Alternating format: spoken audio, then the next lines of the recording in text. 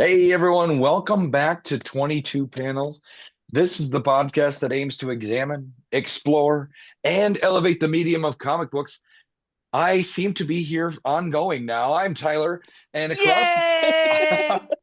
we'll see You how tell my me the universe is finally healing? I mean, you haven't gotten to the point where you're confident making your amazing books or spectacular books picks. I haven't Uh, been reading. I can't. that's my point. So I can't. I thought about it this week. I'm like, what? Then I looked at I'm like, nope. Time I to didn't time to I start didn't get judging as books much by their read this covers, I week guess. as I had hoped to, but at least the ones I got read were really fucking good. Oh man. But anyway, across the interwebs from me are Tad and Phil. You both just got hit with my sticky web. Oh no! Uh, That's There's no right. okay. running away this time. I, I, There's I, no getting away from my stickiness. I'm gonna lead off this episode by actually Gross. talking about what our great responsibility will be because we have to do the John Lee's thing. We're actually going to talk about a book that came out this week, Assorted Crisis Events number 8. Uh, so you are entering the spoiler zone. If you have not read Assorted Crisis Events number 8 and you do not want anything spoiled, please pause the podcast, purchase the book, read the book, and come back and join us. Uh, you do not have to have read Assorted Crisis Events 1 through 7 to be able to read number 8 and enjoy it thoroughly. Though I absolutely recommend reading Assorted Crisis Events numbers 1 through 7. Numbers 1 through 6 are available in trade paperback form at your local comic shop, at the Nexus Vault in Laverne, Minnesota, at Modern Age Comics in Algonquin, Illinois. Uh, at least I hope they're in stock. And if they're not, We yes. At my store, yeah, yes. you bug the Excellent. guy at the register and you say, order more fucking copies of this. Yeah. And you can tell the guy at the register that I gave you permission to swear. Anyway, back to Tyler. Okay. Guys, it is kind of hit or miss on when I can make it based on, my availability, but the last few weeks have seemed to work out. Yeah. The only bad We're thing is, we're Ted, always like happy to with have you. I'm not reading like I used to. I read when I can now. I mean, we'll get you there. Yeah. I mean, Yeah. eventually you'll realize that reading is part of your job. So you Oh, I'm when trying. Yeah. I miss well the days when reading was what part of my job. what I meant was specifically rather than always looking for a task to do when you don't have a customer in front of you, you will realize that sitting and reading a comic book is a task. I've started coming to that realization a couple weeks ago, going, I just need to before I unlock the door, read, whatever. Or even after you unlock the door, I mean, how many customers do you have between? Okay, so I'm open from 3 to 6 or 3 to 8 mostly. Oh, so you're not even open until the evening. That dramatically changes it. Yes. Okay. Yeah, I because I'm I working during was the day. thinking I was thinking how many customers do you have between 10 a.m. and 2 on Tuesday? Yep. No, because And the I answer have is none because you're not yeah, open yet. no, I'm still working with Peggy. So I Oh, go that's right. You're doing two jobs at once. yeah, so I go to the store at 1 o'clock and then So yeah, how many of the kids would tell their parents if you read them really violent comics? quite a few. Quite a So What few. he'll if you have to went, stick to "Shh, Dogman. don't I am. tell anybody that the guy's head just got lopped off." Well, Dogman, right? The cop's head gets chopped off. They put dog's head on it. Right. Yeah? Yeah. Whoa. You can that's what you say. Anytime there's a head chopped off, you go, well, it's like Dog Dogman. Man. They're going to take that head and they're going to put it on top of a dog. It's just off panel. You have to fill in the Wait, blanks. so You show so them the chapter in Understanding Comics about gutters. so in Uh, Dogman, there's a man dog. There's a dog with a man's head that no, no, it's the opposite. does crime. No, it's Well, no. I'm saying what Tad was talking about was a situation where the man with the dog head is Dog Man, but then the man head goes on the dog, and that sounds like it'd be Man Dog. in the dog man. Yeah, true. I that would be. But in the story, they threw away the human head and the dog body. Well, Yes, that's a but damn it will shame. turn out in volume 50 that some evil scientist Yep. collected them. It's in the '90s Petey phase, the Dog cat. Man Extreme. Right. Yeah. Dav Dav Pilkey has got a great series. I love it. Honestly, Yeah, it is. It's fantastic. I've been reading it to my kids for a long time. So Nice. Right. I mean, I remember when we decided that we had to read volume 1 for 22 panels, and yeah, um it's high on the list of things that so completely exceeded my expectations that I try really hard to not have expectations of things anymore. I've been teaching my daughter how to read using it because Yeah. we Nice. follow along, right? And she can follow the word balloons really well. Now she's learning panel to panel, and Right. she's getting how to follow. So you're giving her Excellent. both verbal and Visual. visual Yeah. literacy all at once. Yes. Yep. This is Anyway, This let's is what your friends do, right, Ted? With yeah. incorporating Mhm. comics into learning. Yeah. Yeah. Yeah, absolutely. It's this funny thing, this thing that some people have known since, forever, and yet there's still a group of people that are like, we need to be more adult than that. Yeah, you can't have pictures. Pictures. Blah.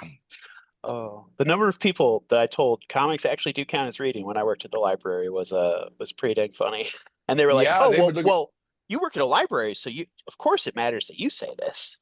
Yeah, and you're like, no, no, no, no. It's true. Same. I've worked at a library too. You have to like push it to people. You'd be like, no, seriously, your kids I will love this. Yeah. I've I had was people ask me like, I can't get my kid to read, and I'm like, I was try something once else. present. I was once present when um a librarian who had a parent talking to them. My kids read all these comics, blah blah blah blah blah. I can't get them to read real books. Can you they like this and they like this. She wants to check out this today. Can you show me a real book that's like it? A And real book, yeah. I forget what the book was, but like it was a legit graphic novel. I mean, it wasn't even like dumb kid stuff, right? So the librarian turned around, typed some stuff into the computer, turned around and handed the book that the back Became to her allowed to and check said, out. "This is a real book." Excellent. Excellent. It's perfect. It's like, yeah. That's why I refer to them as books or word books Book books or word books. or word books. Yeah. Right, right. Oh, Oh. So anyway, some news this week. I just heard and immediately ordered.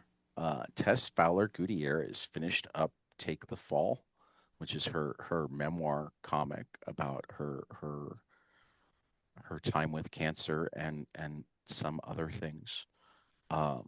She's self-publishing it, so you can actually just order it direct from her website right now. So Tess Fowler art. I cannot recommend her art enough, and like I have anticipated this book since she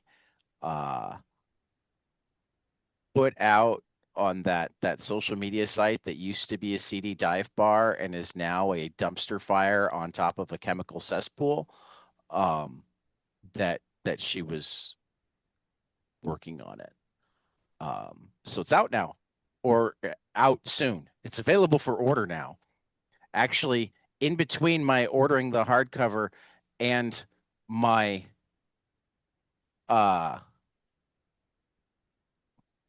getting done ordering the hardcover, it went from saying, "Oh no, It says it's book is a pre-order again. For a second there, I thought the book is a pre-order had gone away in between, but if it had, it's back again. It had never gone away on the digital copy that I picked up. But yeah. So cannot recommend that book enough. Heidi McDonald has well, I should make certain I'm quoting properly. I don't know if Heidi wrote it. Heidi's the editor of the Beat, so I sometimes use Heidi as shorthand for the Beat. But Thankfully, she has a whole team. It's no longer a one-woman show. well, and for the most part hasn't been. But E.P. Hutchins has a good review up at the Beat if you want to know more about it and see some of the art. You can check that out. There's also a link to order directly from Tess. So I cannot recommend that enough. I think our next two news points go together in really cool ways. So who wrote the "Is it snowing yet?" and That you was get to me. take that point. I do, because there is a huge snowstorm that's about to hit the U.S. today. That unfortunately Ted is just now learning about. Well, I knew about the massive cold front. Yeah, Those That's don't funny. always go together. they don't. But where I am in Nashville, it half an inch will shut down the town for a whole day. Well, And yeah. Correct. Yeah, See, yeah. I live in northern Illinois. We're Yep, made of sterner stock. exactly. So for us, Though And we are panicking harder than we've panicked and before. latitude wise, Tad and I are pretty much on the same plane. Where I'm pretty at, Nice. similar. Yeah. yeah, and so where Laverne is at, Minnesota, I'm in the southwest corner Mhm. Right. of Minnesota. So I mean, Chicago area and Laverne are very close in Yeah, I can latitude. see And that. so, yeah, Yeah. Though that does lead so well into our what kind of week has it been? Because yeah. Tyler, did you throw in the Minnesota general strike? No, I That also was threw Phil that too. one in. Yep. Okay. I'm excited. Love the Yeah, sound of a no. general strike. It was cool that there was some real organization for general strike yesterday, even before lots of places were going to be closed yesterday. I don't know if there's been details of doing more. What I have particularly loved is how the protesters are definitely using their cold weather skills to their advantage. Hmm. There are many highlight reels of ICE officers who really don't understand how ICE works. yeah. Oh, And Tom. one How do of you the think? Hey guys, what do you think real ICE agents from a few years ago, actual immigration enforcement, feel about what's going on now? I mean, this is where I have to say that when we're talking about ICE, he Yeah. kind of hijacked it during his first term. Okay. Yeah. Pre-Trump ICE. I mean, those guys got to be like, what the hell? I This is mean, not how you treat people. I think there's been a call for that for a while too. Right. Okay. All right. And beyond that, Border Patrol, this has actually kind of been their MO since like Yeah. they were created during the Bush years. Yeah. Okay. Okay. That's one of the reasons why this is the group to use for this. They don't have that institutional Same with like when he tries to DHS. Yeah. do I mean, DHS is the newest department. When Yep. he tries to get the FBI to do stuff that they know is wrong, people resign. Yeah. When he tries to get the Department of Justice to do things that they know are wrong, people resign. These organizations don't have that institutional memory. It makes it easier to mold them. They don't have the people that are like, hey, this is not what we do. You're right. Arguably, if anything, there might have been. I mean, I don't know for sure that there were, but there might have been people already there who were excited for Right. the advancements. Oh, absolutely. Oh, which is you're right. pretty Yeah, terrible. yeah, you're right. But I mean, I guess Yeah. going It- back to the ice and ice, Mhm. I've said many times that everybody needs to be reading Heather Cox Richardson every day. period. Just do it. Don't even ask me about it anymore. Just do it. I've put up enough links that I shouldn't have to link anymore, because you should all be subscribed to her newsletter. But she led the newsletter yesterday with the fact that in the freezing temperatures yesterday, there were tens of thousands of Minnesota protesters bundled up and out on the street with signs like, "Nazis just never learn. Don't attack during winter." Yep. Especially not people who are known for their winter. Yeah, exactly. In Minnesota, what this is like, we're Right. bred for this. I just loved that there are signs out there comparing it to Germany walking on Russia in winter. Yeah. Hey, Phil, Um, in your life, have you lived in a winter climate before? I have. Yeah. I was Oh, you have. Okay. yeah, I was in Chicago. Chicagoland You for were. a Okay. good 18 wait, no, hold on. From 2000 to 2018 years. Yeah, so it was a good while. Okay. So yes. So It was a yes. Yeah. while. But you have. Yeah. So I didn't know if snow in Tennessee was like Oh, new for you. Like the it's snow. not new for me, but Yeah. how other people react to it is still new for me, you know? Correct. And, Yep. and I realized part of why they shut down is, okay, when you don't salt the roads and you're as hilly as things are in Tennessee, you don't even want to go out for anything. You don't even want Right. to try to go out for anything. Right. I agree. Yeah.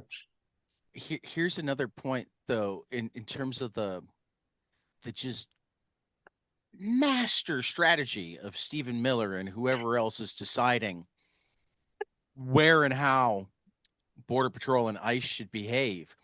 They're dealing with weather and defeat. Let's just call it loserdom. They're Yeah, dealing with being losers in Minneapolis. So where do they go next? Maine. The balmy climes of Portland, Maine. Yeah. Yep. Yep. Portland, Maine. Yeah, that's balmy. Yeah. Yeah.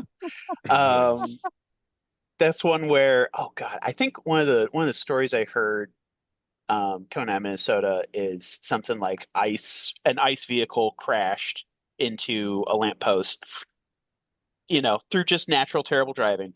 And then as onlookers came out to observe, they got out of the car and immediately started tear gassing everyone.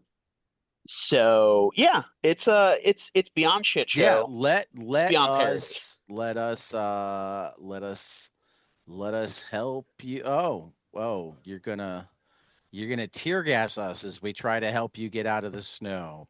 Mm. So it's farcical that any of this has any positive I'm also impact anywhere. blown away at how many law enforcement and even sheriffs that, like, I saw a Maine sheriff give a press conference yesterday, and just everything about him screamed constitutional sheriff. So everything about him screamed, and I'm not going to name him or anything like that because I could be wrong, Mhm.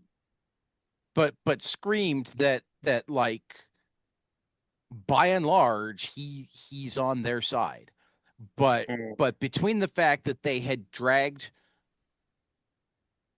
a corrections officer from his own car Mhm. and vanished him, and the fact that they had left that car on the road running rather than doing anything with it, led to him giving this, like, fuming press conference about their complete and utter lack of professionalism. Oh Wow. yeah. So you're saying that even people who were most Yeah, likely even people Republican who are are, like yeah. prone to, even people who could very easily be on their side, are so appalled at how everything is working Yeah. that they're not, which is kind of hardening, which makes it easier to, at a much quicker pace than we have lately, move into the fact that we have a brand new catalog Yeah. Woo. Initial orders due February 26th.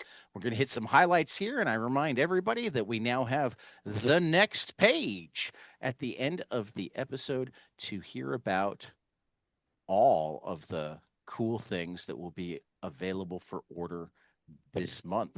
But we're going to start out with Kevin Smith's return to DC Comics. Yes. Bizarro Year None. It's I like that. Year none. It's the indefinitive origin of Superman's bestest enemy ever. This is Indefinitive. I how like that. Bizarro got finished. Kevin Smith and Eric Carrasco team up with visionary artist Nick Pitara to tell the indefinitive origin of the beloved backward bad boy. When Superman's pal Jimmy Olsen and Clark Kent's boss Perry White leave the planet for a strange adventure in outer space, they discover a dimension that mimics Metropolis and reveres its legendary newspaper as an article of faith. But is the being behind it all a Superman fan, a creature of chaos, or is he no one at all? Don't Be Square by Bizarro Year None. Final order cutoff is March 9th and in stores on April 1st. I just realized the cover is Bizarro standing at the edge of the square planet that he lives on. That's pretty incredible. Pitara is a wonderful artist. There are a number of really good covers for this. Yeah, it looks good. Ibrahim Mustafa does oh yeah, I saw Rockwell. Yeah. Sorry guys, that was gross. It was super cool. All right, who's got this one? Tyler Brownfield Action Family number really 1. Yeah, Johnny Mansfield. And I'm going to stop really quickly here Sure. to remind you, because you've got your shop. Uncivilized is in Minneapolis, so we should get you in touch with Tom Kaczynski, because he might be able to come out and do stuff with you, and or I don't know how many of his artists are in the Minneapolis area or whatnot, but remind me to get you in touch. We should, definitely. Johnny Mansfield is struggling. No work, no motivation, and within arm's reach of rock bottom. But when he inherits his family's abandoned martial arts studio, his problems may be solved. The only catch? It's in a mysterious and decaying neighborhood known as the Brownfield. And this dysfunctional family is the last thing he wants to deal with. But then, can you ever really escape your family? Brownfield Action Family is a brand new 8-issue indie comic series written and drawn by Eisner-nominated Ted May and published by Revival House Press. Ted May is an Eisner and Ignat-nominated cartoonist, best known for the comic series Men's Feelings and Injury. May's work has been published in Kramer's Ergot, Simpsons Comics, The Best American Comic Series, Nickelodeon Magazine, and Vice. May currently lives in St. Louis, Missouri, with his wife, the cartoonist Sasha Mordeau, along with their daughter and 2 cats. This is going to be in shops April 22nd. Final order cutoff will be March 23rd. And it looks like it might actually be that it's published through Revival House and distributed by Uncivilized, because Tom has been helping out some of the smaller publishers get their books to market in the post Diamond era. Yeah, that's awesome. So Uncivilized is more of a collective or no, umbrella? It's definitely a publisher. Okay. He, I think, was just in a better position post Diamond than some of his, because I know, later this month or possibly even later today, we'll have one from Living the Line that he's distributing, at least to Lunar. But technically the publisher is Living the Line. So kind of like Massive has Massive Indies, only he doesn't take quite the Gotcha. Next up, we've got Did You Hear About Mimi Green, number 1, from Connor Goldsmith, Josh Cornelian, and Dark Horse Comics. Tastemaker Mimi Green is a popular essayist with a perfectly curated social media presence until a blog post she wrote a decade ago, cruelly mocking fat people, resurfaces and sparks a viral furor. Yes. Pure. Mimi Fuhrer, yeah. Mimi checks into an isolated mental health facility in Topanga to ride out the scandal, but as sound baths and crystal healings by day give way to restless nights, she's pulled into another version of the building. There are hall There the halls are old and gluttonous and gilded, and the vainglorious, like Mimi and her fellow patients, are punished again and again. Only local bartender Natalie, the lesbian lover Mimi hid from the public, stands a chance of tracking her down before it's too late. And that one is going to have a final. Oh, this is going to be a final order cutoff of April 20th in stores, May 27th from Dark Horse Comics. All right. This is a resolicit and a rename. I was so sad when this popped up as canceled, but now it doesn't say canceled. It says Hab rather than Habitat. Nice. So the Hab, Eisner nominated writer Joshua Dysart combines his powers with, and just wait for it because holy shit, is this a team? Holy The shit, dude. world-renowned comic artist David Lapham, comic book legend Bill Sienkiewicz, and Eisner-nominated comic artist Jacob Phillips, who, by the way, is well on his way to taking over the world, and award-winning colorist Bill Crabtree and Matt Hollingsworth to present the groundbreaking horror tour de force mercurial billionaire Tuttle Barrows prepared for everything, even the end of the world. Years ago, he wielded his immense power and fortune to build a massive sealed habitat atop a once protected ancient freshwater glacial cave. Now, as the world outside unravels, Barrows, his family, and a hand-picked inner circle retreat to their final sanctuary, a place built to outlast civilization itself. But something was already there. Beneath layers of ice in the ancient freshwater vault, a long dormant danger lurks. While hallucinations twist their reality and violence spreads like a fever, they must descend deeper or risk their last refuge, becoming a tomb. This is from Bad Idea Comics. Final order cutoff is March 9th, in stores on April 8th. And I haven't been, I mean, they could have said that they were drawing like a cookbook. You put that team together, and I am like, You would buy it. Yeah, for It's sure. astounding. I Yeah, would want to know what their cookbook looked like. for sure. My mom is pointing out I look like cookbooks, but I suppose she's 1/4 of the listeners. Hi, Mom. Hi, Britt. Hi, Adam. Hi, 1/4. John. You know, so but I Dad, was trying to illustrate a point to the other three, Mom. I hope she still listens to this episode to hear what Tyler and I have to say. And Yeah, is, Phil wants to remind you that you still need to listen to this episode because you can't hear what he and Tyler are saying. that's exactly what I said. Yep.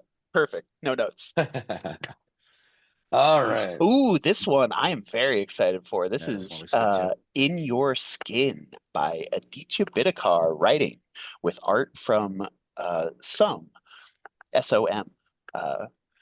Priyanka is a Bollywood uber fan who has been obsessed with film star Aisha Sen since she was a kid. She's watched her movies over and over and knows her dances beat for beat.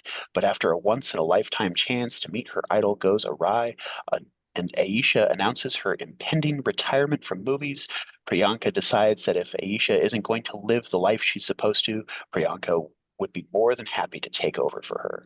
Bollywood body horror meets erotic fiction in writer Aditya Bidikar's debut series with rising star artist Som. Known for Crocodile Black, a twisted exploration of celebrity culture, identity, and image that's perfect for fans of The Substance and David Cronenberg. Final order cutoff of March 30th in stores, April 22nd, again from Image Comics.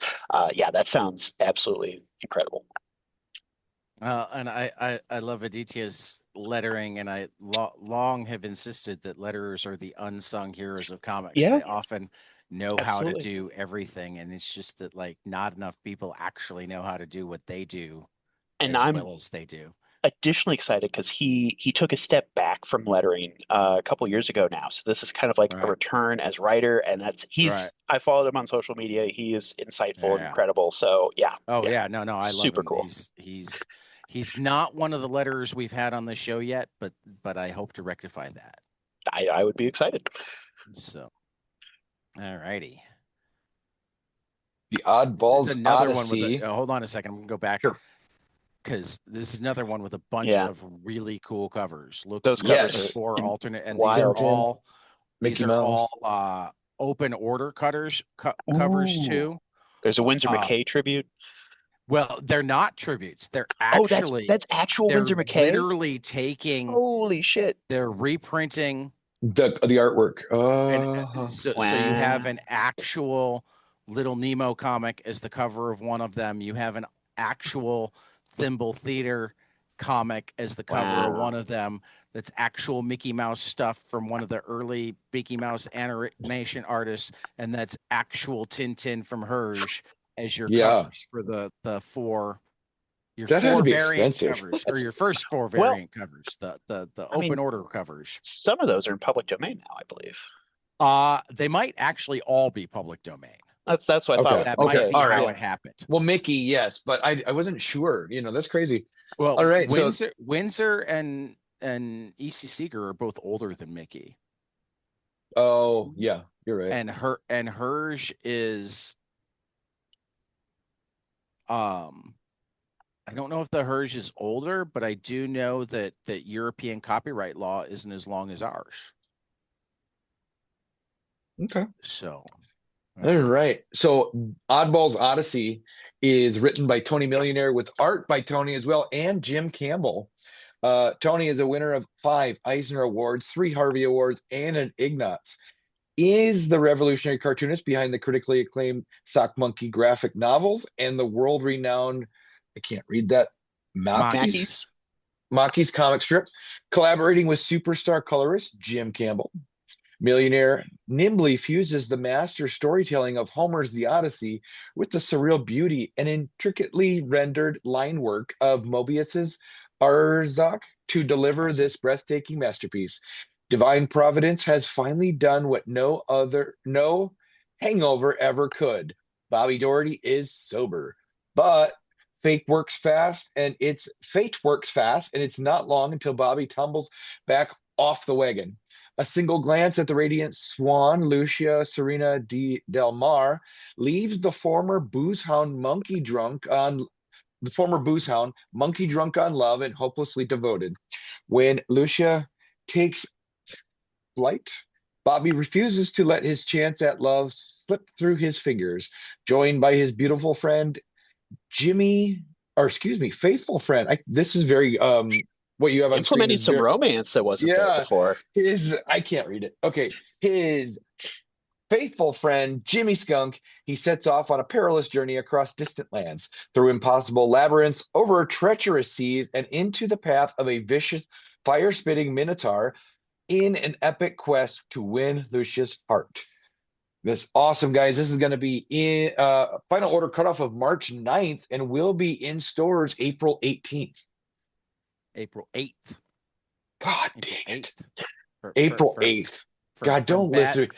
From bad idea, and Tyler needs to set up an eye exam. No, you're you know how you've done this on your screen, which is amazing, by the way, but on my end, the text is slightly blurry. No, I get it. And so I'm just going to start pulling up my reads on my own in the future. Yeah. Are you certain that it's not blurry because you need a new pair of glasses? Well, I've got a split screen right here, and my own screen is crystal clear. Okay, and your other side's not blurry. Fair. Yes. Yeah. Fair. Yeah. Okay. Yours is on your presentation you made. It's just slightly. I didn't make a presentation. We're just looking at the web pages. Oh. I didn't have the time to do the presentation this week. Oh. Cool. We went old school. All right. I got another one. How to Make Comics. Hardcover by Kim Deitch. How I Make Comics is not just about Kim Deitch makes comics, but about how comics made him. The book pinwheels between real autobiography and an imagined comics history, but it begins in 1952 with a true story of 8-year-old Kim Deitch appearing in the audience of a Howdy Doody show with 8-year-old Donna Trump. What was it? Donnie Trump. Donnie Trump.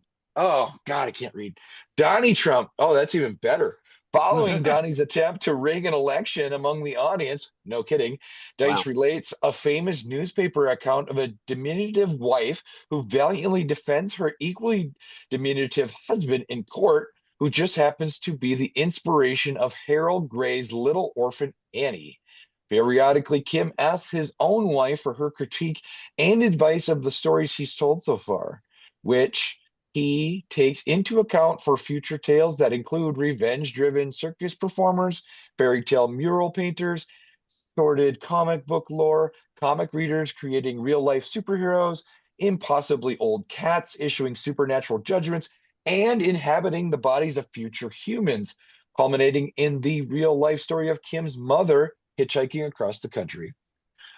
This And there's graphic way novel, more if you want to go read it at Lunar if you need yeah, there's more a of the. But we decided that was a good.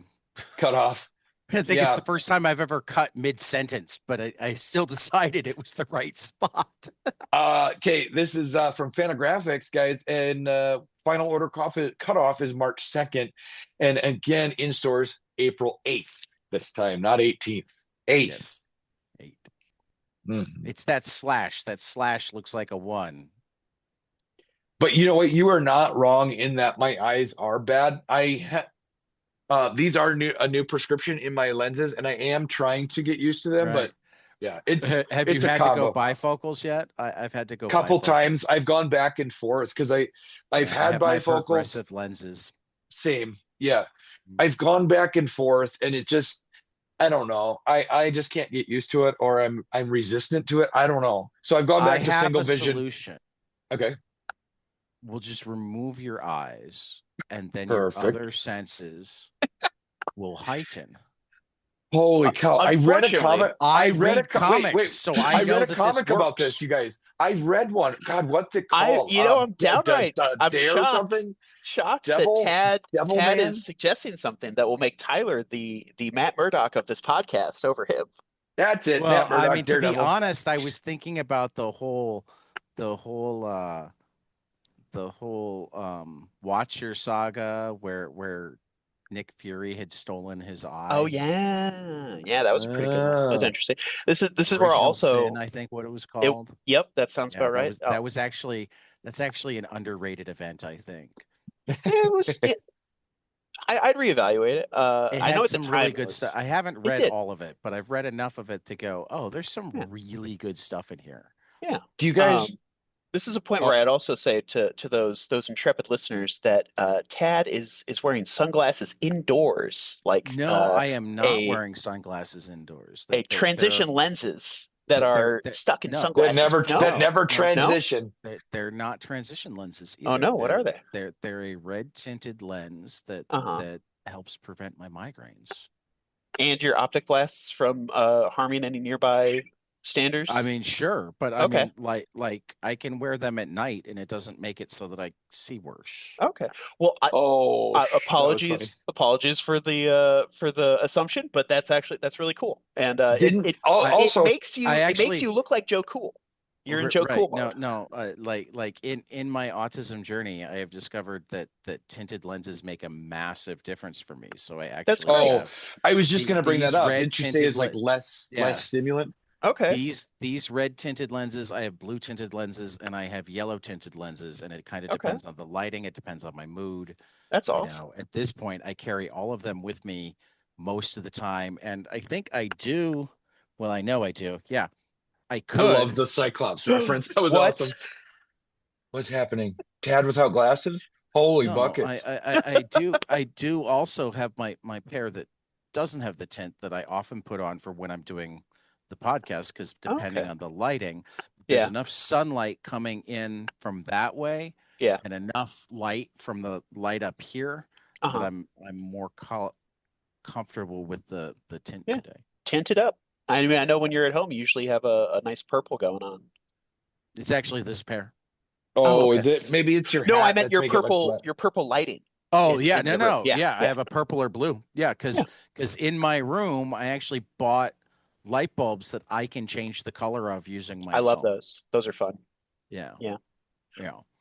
And again, because I found that I can do huge amounts of huge amounts of settling my nerves, my mood, my level of stimulation And just just by stretching. adjusting the inputs in Nice. little ways. That's cool. So yeah, not sunglasses. Okay. I stand corrected, and They thank you work for okay the as clarification. sunglasses. You know, I don't have to switch to sunglasses as often, but I sometimes still do because like if it's bright sun, they're Mhm. not designed for that. Yeah. They're not like the 100% UV blocking or anything like that. They're yeah. Interesting. This interlude is brought to you by the fact that I had forgotten that I picked this next one, which is How to Survive the End of the World. Oh, Phil, were you waiting for one of us to just start No, it? no. At first I was, and then I checked the rundown, and I was like, oh, this was me. I completely forgot that I picked this one. Yeah, I was actually a Um, little upset that you ganked this one from me. So like the sorry, fact that you forgot it just makes me sad. I'm It's sorry. such a cool cover, though. It just means I'm It going to have to is. read it. This is How to Yep. Survive the End of the World by Katie Doty, a graphic exploration of how to maybe avoid extinction. Is that, well, I'm looking for a code of some MIT sort. Press. MIT Press. Okay, interesting. Yeah. So Um, yeah. apparently MIT has a young adult line. Ho ho, there we go. Since 99.9% of all species that have lived are extinct, it's bound to be our turn eventually, right? So what's most likely to kill us? A well-timed asteroid? Some new robot overlords? With wit and dry humor, debut graphic novelist Katie Doty blends science and history to explore our chances of surviving disasters such as plagues, global warming, and alien invasion. Drawing on interviews with experts in fields like infectious diseases, AI, and interplanetary exploration, she combines cutting-edge research with compelling visuals, mugshots of the deadliest microbes, graphs of the winners and losers of mass extinction events, and a whole lot of dinosaur drawings.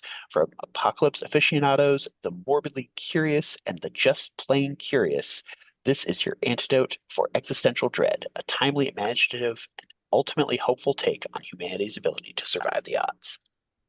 And that one is going to have a final order cutoff of March 2nd in stores March 31st, again Yeah. from MIT Press, the YA This MIT line. this I mean, I don't know what part of this I love the most. It's pretty great.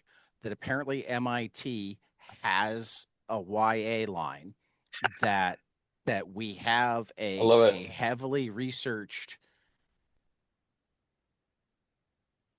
but also humorous comic about various realistic and unrealistic ends to the world. Or yeah, just Yeah. I It's love just, everything about this. yeah.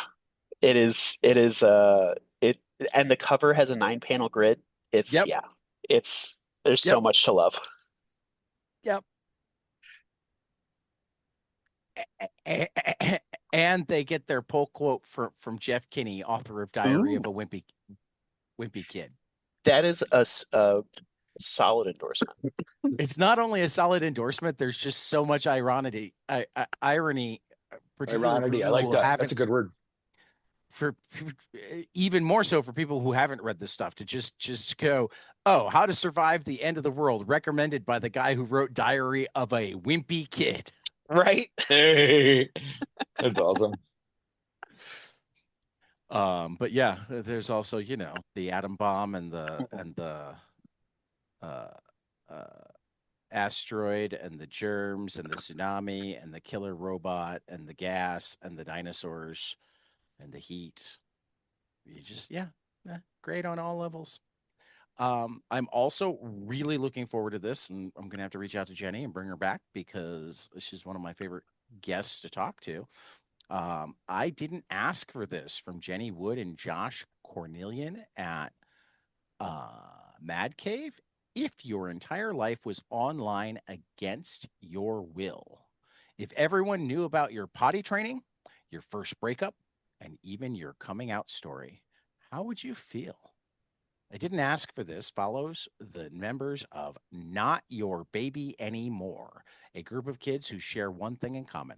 Their parents are social media influencers who have shared their entire lives online.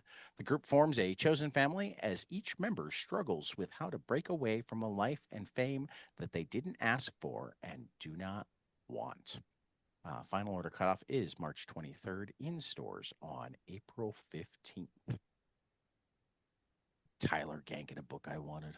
You wanted this one? I love this. Yeah, I want like so many of them, though. I know I'm not well, going to get all the ones I wanted, but Dave like Dave Baker. Baker is Yep.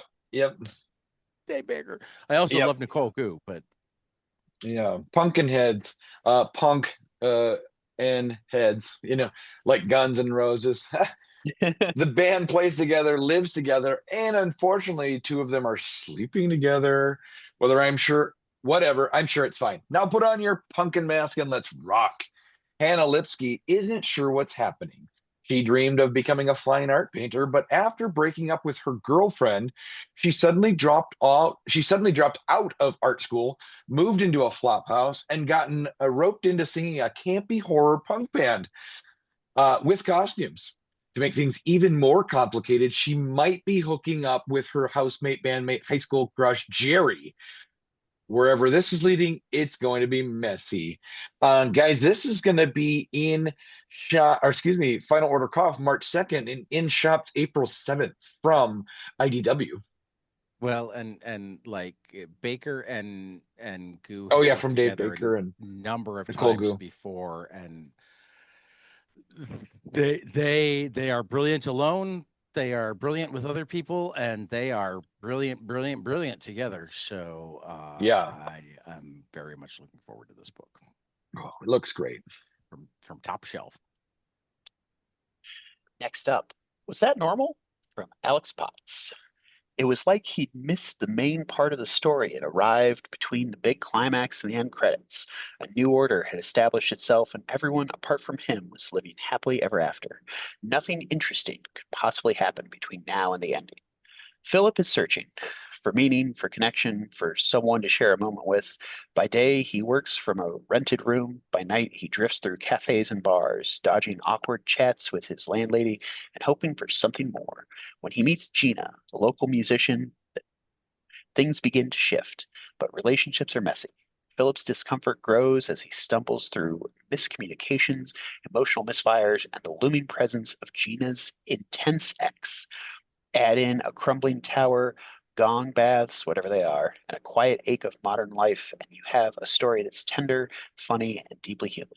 A beautifully observed graphic novel about connection, confusion, and the spaces in between. Beautifully observed contemporary fiction graphic novel. Oh, that was a double line about connection, Yeah. confusion, the spaces in between from a rising star in the UK comic scene. It's going to be a final order cutoff of March 9th in stores April 1st. And this is from Avery Hill. Yes, thank you. That sounds that was oddly synchronicity with Philip went out. Yeah. Did not know that was coming. All right. And I have a whole folder of this guy's stuff that he sent me, and I haven't That's gotten awesome. around to reading, and I need to reach out to him and finally have him on the show because I feel terrible that it's like fallen by the wayside. But I love this guy's Ben art too. Sears. Yeah, He's so Ben cool. Sears, Young Shadow and the Watchdogs from Fantagraphics. Young Shadow usually protects sci-fi Bolt City by making deliveries for the food bank and rescuing pets. But this time around, he needs to focus on two things, hitting and pitching. When the Young Shadow and the 8 Watchdogs, Elmore Jerry, Larry Gomez, Marta, Ketchum, Rolando, and Junior investigate a concerning chemical sludge being dumped into Bolt City's water, Elmore discovers a haunted baseball glove and inadvertently summons a team from the beyond that challenges them to a game to the death. With the stadium full of hostile vampires, mummies, Frankensteins, and ghouls rooting for the visitors, the Watchdogs enlist Young Shadow to fill out their roster and save Bolt City. This exciting new middle-aged graphic novel from cartoonist and musician Ben Sears establishes a world that embraces classic superhero sci-fi and supernatural comics without any irony, executed in a beautiful two-tone color scheme of jet black and mustardy yellow that perfectly suits the spooky fun and fast-paced adventure. Young Shadow and the Watchdogs is a page-turner for readers of any age. Final Order Cutoff is March 16th in stores on April 22nd. And I'm gonna have to make my apologies to Ben Sears that like he sent me a folder worth of stuff a while ago that I never got around to following up on because this looks To be fair, you've been busy. You've read a lot. because this looks amazing, like amazing, like really amazing. I'm gonna laugh if it's one of the things in the folder. It doesn't look like it is, but I had to go check. Yeah, from Fantagraphics. I am all over this book. So how about some collections? All right, let's dig into collections. Who's up first? Oh, me. That's you. All right, Cheetah and Cheshire rob the Watchtower. Trade paperback. Yeah. I feel like they renamed it, and They I did. don't know if I'm happy because it used to be Cheetah and Cheshire robbed the Justice League, The Justice and League. now Yep. it's Justice League. Cheetah and Cheshire robbed the Watchtower, and it's like, Yeah. Eh, You know what that is? That's the marketing so that Yeah. like Yeah. at the library they organize books based on like the lead It gets put character with, it gets put with the Justice League books. Yeah, as opposed no, to where it belongs with the Cheetah books and Cheshire Rob books. Cheshire Rob. Cheshire Rob. I remember that. Oh man, I still make that mistake every time I see it now because it's so ingrained in my head from when that happened. Okay, the heist of the century, the DCU's most dangerous criminals. I should say this is Greg Rucka with art by Nicholas Scott. Okay, the heist of the century, the DCU's most dangerous criminals attempt an impossible heist, robbing the Justice League Watchtower. To even have a chance of making the score, they'll have to assemble a team of talented misfits and oddballs, somehow convince them to work together and get away with it. Easy enough, except for a few tiny complications, such as sophisticated orbital platform ever constructed, as AI driven security. It's AI driven security system, and well, the smartest, most powerful superheroes in the DC universe. This is going final order cutoff of March 26th. Will be in March 9th. uh, Initial order is February 26th. oh, okay. Then on the rundown that you typed up, Oh, I it typed is it wrong on the. Yep, it's February 26th with a release of May 19th.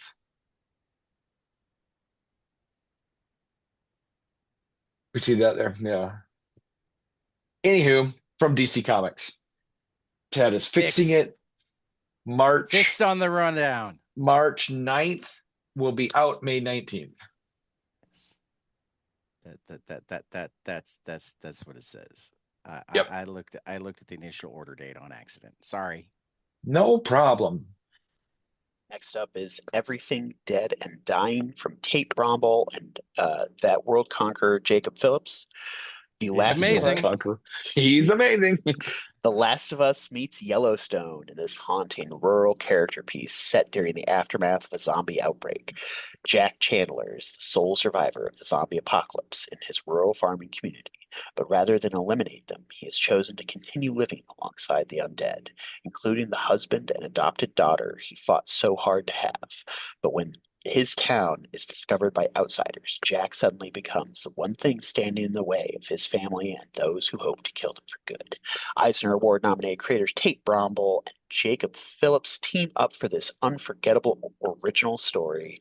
Final order cutoff of March 2nd, in stores April 8th, over at Image Comics. Yeah. This is where I'm gonna. Have either of you seen Megalopolis? No. I haven't. Okay, No. so I know that you enjoyed the graphic novel adaptation of it. Well, what I was going to say is I talked to Chris Ryle yesterday, who did the Uh-huh. writing on that, and one of the things we spent some time talking about Jacob Phillips and his amazingness, and one Nice. of the things that Ryle talked about is that like he was so happy that he was able to get him at that time because Mm, he has a feeling that managing to like just pluck Jacob Phillips for a 166-page graphic novel yeah. is not something that's going to be easy to do anytime ever again. Mhm. It's almost like the world's waking up to his talent. Right. Weird. But I'm Weird. also going to say, like, I finally saw the movie. Okay. Um, and I like it so much more than most of the critics and whatnot seem to like it. And I think part of that is because I read the comic first, Oh. which both I enjoyed more and think told the story just a little bit better, but it prepared me for what type of movie it was going to be. Okay. I think that this is one of the movies that might still go down as Coppola's magnum opus, but it could take 10 or 20 years because what it's not is The Godfather or Apocalypse Now or anything even remotely resembling them. So like people going in with any sort of expectation based on Coppola Hmm. just are. I mean, it's like we were talking about with Dogman earlier.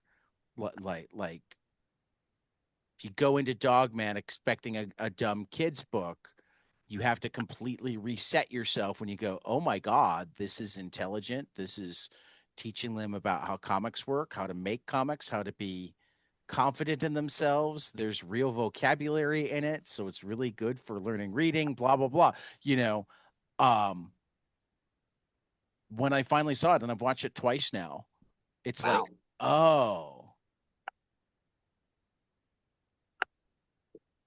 I already knew kind of what he was trying to do because he'd worked from the comic, which meant that my expectations were about did he manage to also accomplish what I think is the beauty of the messages in the comic, not is it the Godfather?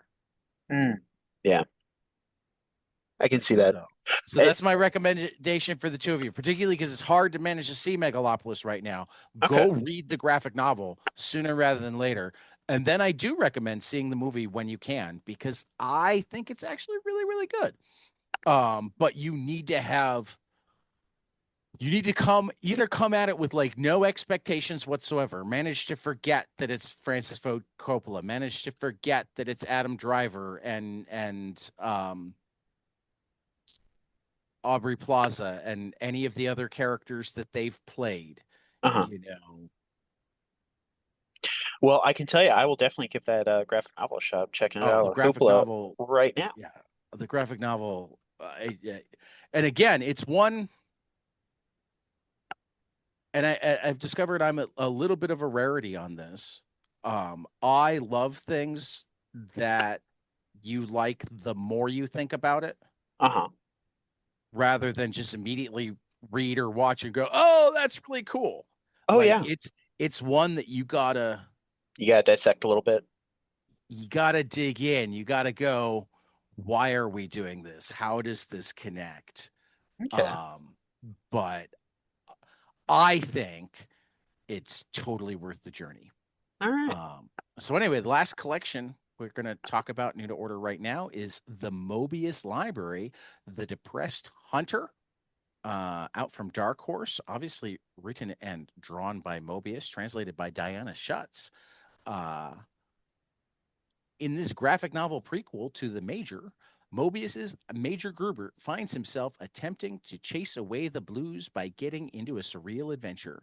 Taking a vacation to the airtight garage to clear his mind, Gruber walks straight into an assassination plot, his own. As the Major goes undercover, the late great French master cartoonist Mobius returns to form here in The Depressed Hunter, taking readers into the intricate world of the Major's dreams and nightmares. With the lush, exquisite pen and ink work for which the author is best known, another intensely psychedelic adventure that only Mobius could take us on. This is Final Order Cutoff of March 9th, in stores June 9th from Dark Horse Comics. And I love me some Mobius. I love me some Airtight Garage. I recommend this highly. So, that all being said, Final Order Cutoff this week for Monday, February 2nd, we have Bitchy, The Exasperating Existence of Midge McCracken from Roberta Gregory at Fantagraphics. We have The Book of Murmurs from Candace Perwin, also at Fantagraphics. Comics, the magazine, edited by Adam Freeman, with the art direction by Rico Renzi at Prana If Press. my name was Adam, I would change it to ATOM. It's awesome.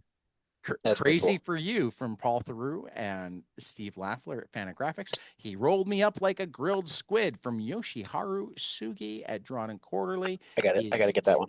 Is Ted okay? Just from the title.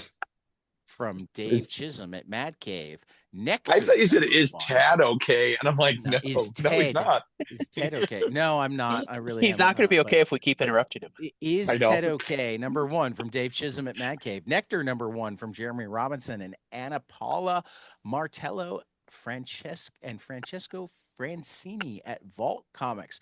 The Peril of the Brutal Dark, an Ezra Kane mystery, number 1 from Chris Condon. And wait for it, Jacob Phillips at Who's that TC guy? Vertigo. I've never heard of that guy before. Who's that guy? And Who's Vincent that Van girl? Gogh, Sadness Will Last Forever from Francisco Barilli and Saka at Mad Cave Becca Giallo. Currently crowdfunding, we have Epic, the super team action comedy from Tyler James and Matt Zolman at Comics Tribe, is on Kickstarter through January 31st. Negative Burn, the anthology from Joe Pruitt et al., is on Zoop through February 5th. Leaded Gasoline, a grindhouse horror comic from Patrick Kindland and Lorenzo Ray, Halo 8, on Kickstarter through February 6th. Growing Up on the Spectrum from Tess Langston at Oneshi Press, on Kickstarter through February 12th. Sink Your Teeth In, number 1. Teeth. Sorry, teeth. Yeah, My bad. I'm glad you threw this in, because I meant to and didn't get to it. From Zoe Tunnel, Lauren Knight, JP Jordan, Jody Troutman at Deathline Comics on Kickstarter through February 19th, and 100 FAQs on Making Comics from Shelley Bond and Philip Bond at Off Register Press, on Kickstarter through February 22nd. And Phil, thank you for updating my list, because I had intended to add both of those and neglected to. I've even backed one of them and Heck yeah. intend to back the other. I really need to back both of those, honestly. It's between. I've also already too many good reached out. comics. Already reached out to one of them and intend to reach out to the other. Nice. And still on Humble Bundle is the Dynamite character crossover comics, $18 for 57 items. As I reiterate from last week, go check it out, because sometimes the items are a single issue and sometimes the items are 8 omnibuses. So their definition of item is a little weird. I mean, a multi-volumed omnibus is already a little weird. That's good. Not really an omnibus then, is it? Right.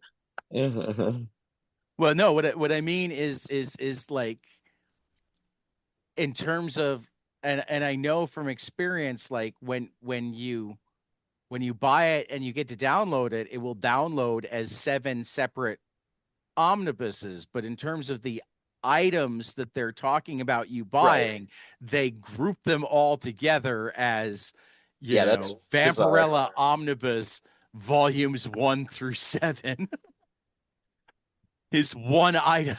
Quite the variance in what But makes then, an item like, for this one. Elvira meets, I don't actually think the Elvira Harley Quinn is included yet, but we'll say for example, Elvira meets Harley Quinn is number 1 is one item, and number 2 is a second item. That's so funny. who knows? Who knows why? Hey, How and hey. why? So now we finally get to, hey, only an hour in. Not bad. About an hour in, we're already to three amazing books. We're tightening up, Tyler. We're getting back to where we used to be when you were around. This is why you need to be here, Tyler. Yeah. Phil and To I keep don't it tight. have We filters. We go oof, forever. indulge in all the tangents. As you Yeah. heard, we had a couple pretty indulgent tangents Yeah, with yeah. Yeah. We these don't have books. anybody saying I need to get going soon. All right. Well, with that said, I'd like to be off by like 10:15, Okay. if Okay. that's possible. I think it I think is. it is. We I can think make it it. is. Okay. Okay. Particularly because I'm not going to say anything about my top book right now because we're going to be Oh, talking about it because it's together the soon. yeah. My top amazing book of the week and like front runner for best single issue of the year is Assorted Crisis Events number 8 by Dennis Camp and Eric Zawadzki at Image Comics. Now, here is the funny thing, Phil. Yeah. Remember how I cheated last week and I had two different Matt Camp books, and now I That sounds only about have right. I only have one of them in this spot. And part Wow. of that is I haven't actually gotten to the other one. But Yeah. the other So part of that is That's how good it was. I almost put this in front of Assorted Crisis Events. Oh wow. I mean, oh, I remember from what you've mentioned that that book sounds the premise is incredible. it So is. It and is. it's I didn't I'm just now seeing there's Lonergan. Yep. Well, Oh and wow. that's the thing. Is last week I knew that it was only Juan Jose Rip, but what it's actually a selection of vignettes, Oh wow. and one of them's by Cano and one of them's by Lonergan. And the reason that it still came in the 2 slot is I realized that if you took the Lonergan away, Uh-huh. there's no way I would put it in front of Assorted Crisis Events. I see. It So might it's still yeah. might be my 2 for the week, but Sure, there's sure. no way I would put it in front of the Assorted Crisis Events. Okay. But I will say right now that if we decide to do the category of best short story, as in best story in a comic Sure. shorter than a whole one shot, Uh-huh. which there are a lot more anthology comics lately, that's a legitimate category. I can see that, yeah. Jesse Lonergan's story in this book will be in the running for my best. It was everything that Matt Kent does well and everything that Jesse Lonergan does well thrown together. And just, I don't even remember how many pages. It was like 6 A or 8 heck of a pages. combo Just for sure. absolute perfection. Nice. And then American Caper number 3 from Dan Hauser, Laszlo, David Lapham, and Chris Anderson continues to just be awesome. Are you certain, Tyler, that your former business partner isn't a Mormon hitman? Pretty positive. Yep. Although he does, he is, he is a gun-toting nutbag, so that that fits. Because while he didn't figure prominently in issue 3, there is a Mormon hitman in this, and he's kind of a reluctant hitman. Yeah. He does it because his spiritual leader will guide him to the people he needs to whack. Okay. Oh. So I mean, maybe that's what happened. Maybe you're and I hope he doesn't listen to this podcast because I'm starting Oh, God, no. person, and I don't Oh, want no, to no. We ripping swear on Oh, this you're podcast, dang it. Right. You're wrong. Right. Tad, you're but- wrong on 2 counts. He does not listen to this podcast, and he is not a wonderful person. Oh, So okay. there you go.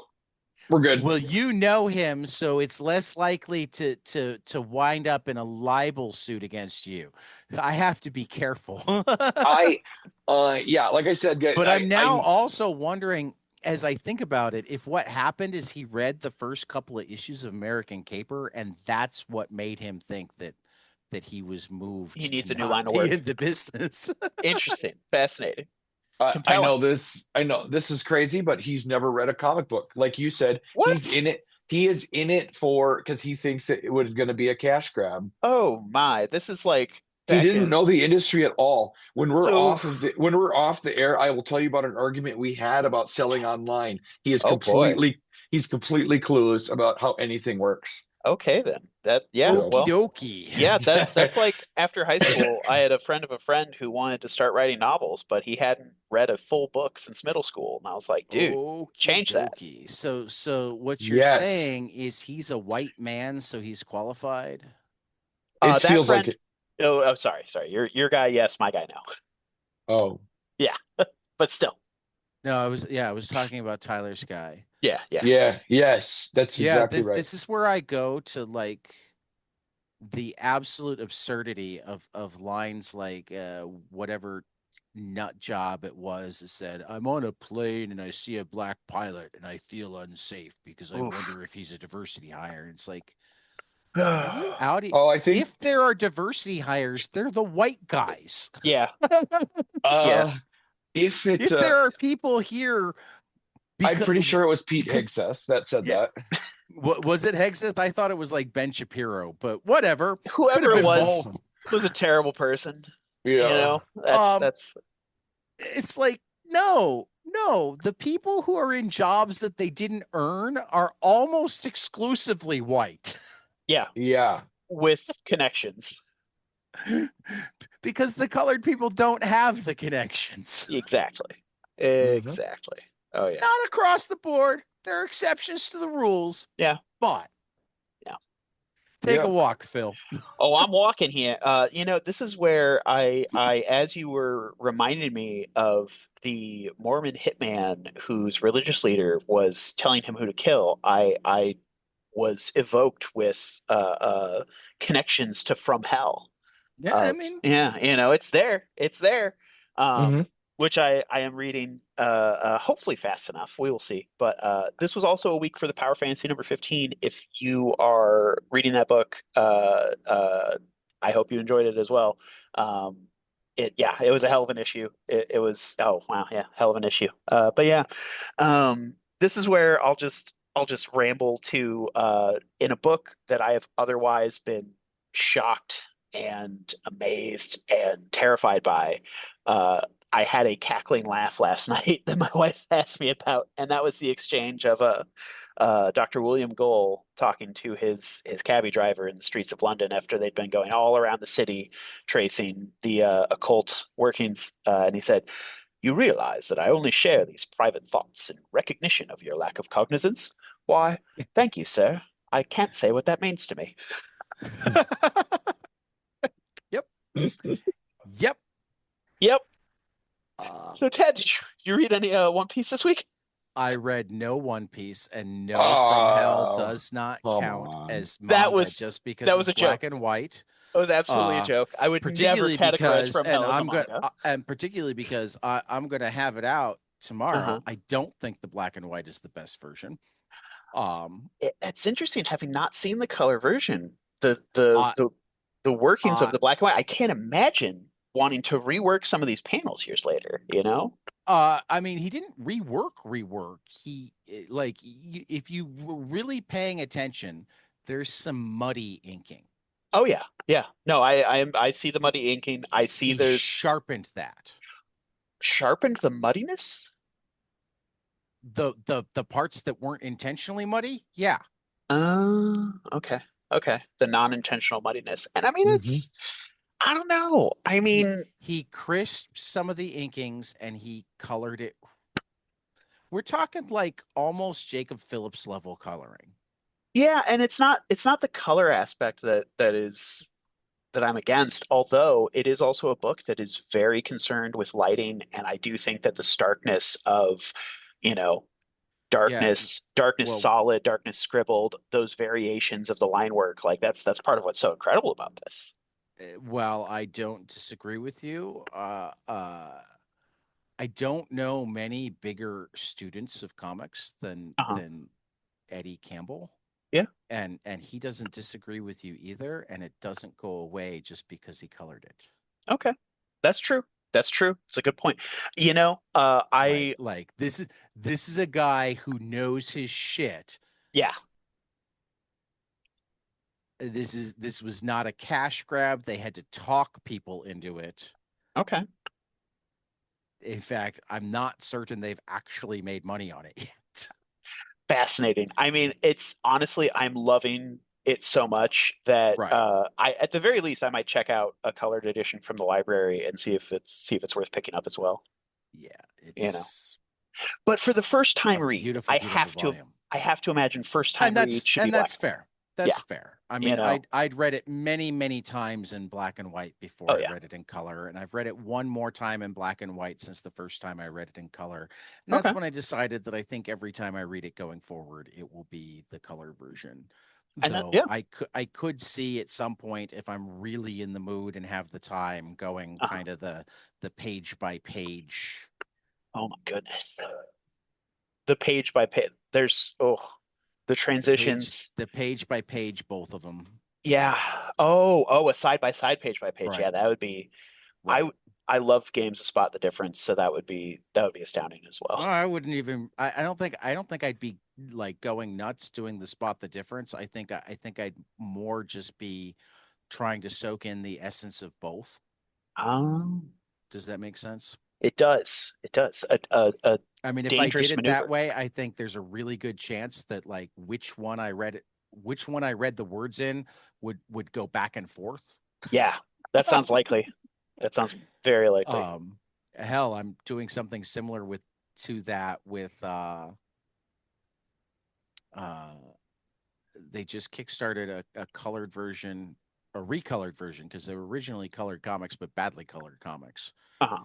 um, of Alex Toth's Zorro, which was actually an Oh, adaptation of the Disney Zorro TV series. fascinating. Um, but they also put out a restored version of the black and white. So That does sound awesome. it's tomorrow's pulp blotter, and I've been kind of going back and forth, particularly the ones that I know were supposed to be in color. I want to see what they look like in the color that's been. I think it's Villarubio got to do the color. Oh, He's nice. kind of the master of fixing color. Oh yeah, no. If he does a recolor on something, I will definitely trust it. Right. Because yeah, he knows the stuff. Right. So, anyway, back to my top amazing book and our great responsibility, our front runner for the single issue of the year. This is the first time we've ever done this, where the great responsibility is literally going to be filled with spoilers. I actually even had my mom read the comic yesterday Oh, so that she okay. wouldn't have to deal with the spoilers. Nice. Um, How did she like it? Did she enjoy it? I haven't actually talked to her much about it yet. Okay. I kind of want to wait. I mean, I was frantically getting ready to be ready to record this morning. I had Hmm. reading to do. I had. She says that I just didn't want her to talk to me, and that's not true because, like, it's just not true. Yeah. Um, I can't imagine you not wanting to talk to your own mom. right. Yeah. Um, but yeah. So I'm gonna let you guys talk about it first because I already kind of I Gotcha. talked Yeah. about it a little bit last week, but this is my Just a tiny reminder. bit. This is my quick reminder. Spoilers ahead. Go You pick up know, issue number 8 of Assorted Crisis Events from Dennis Camp and Eric Zawadski. Mhm.